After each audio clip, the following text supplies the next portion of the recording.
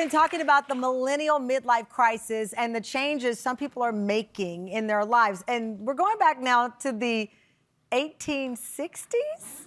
Homesteading is making a big return. It's people who are leaving the comforts of the city life. I don't know how comfortable the city life is, but they're growing their own food, living on their own land. There's more than 94 million TikToks talking about homesteading. Interesting. Our next guest is 30-year-old Brian Shambari from Georgia. It says millennials have always been in crisis and are now looking for some semblance of peace. And after a season of his life he calls stressful and draining, Brian and his family made some big changes, including starting a homestead. His journey is getting a lot of attention. Take a look. Plot twist, this is the millennial midlife crisis, and that is entirely true. That chicken coop right there is the millennial version of the red Corvette in the driveway. And that's because our entire life has been filled with crisis from the very get-go. I think millennials are going to be the generation that simply just tried to make it work. They couldn't afford the 100 acres, so they had to make do in their own backyard.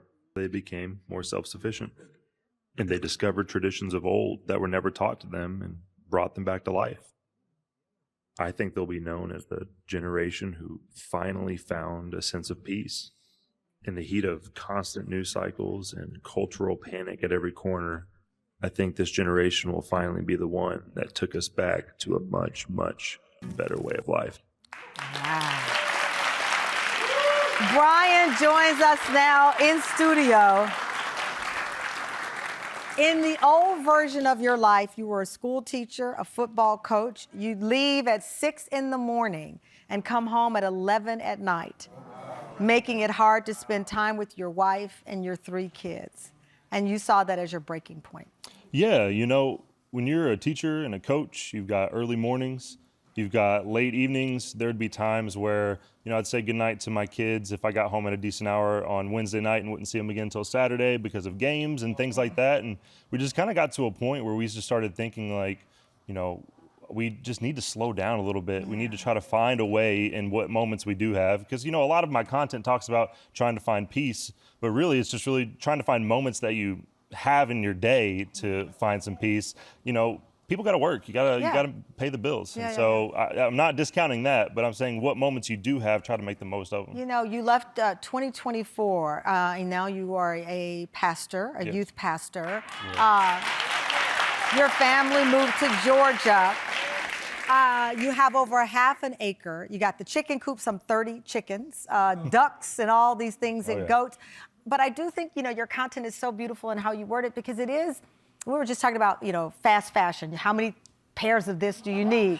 You talk about, look at that goat. Yeah, that's waffles. Waffles is yes, waffles. Yeah, I love waffles. But we're also talking about, like, I saw an article recently on fast furniture, that we just keep consuming furniture. Back in the day, your family would get a sofa, and that was the sofa.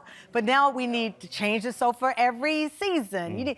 We're like chasing so much. So whether you're a millennial, Gen X, we're chasing. Yeah.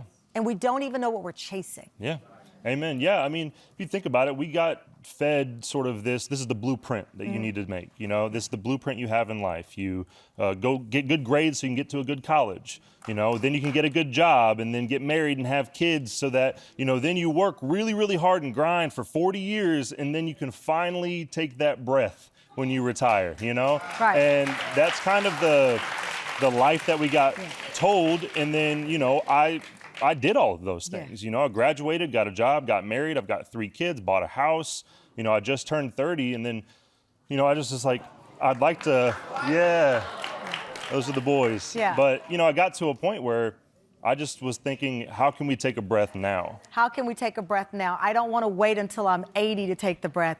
I need to take the breath now. Yeah. And that's what you found. Well, I love your content. Thank Congratulations on this life that you've built for you and your family. It's inspiring. Yeah. Thank you so much. Yeah. You can follow Brian and his homestead journey at B&R Homestead.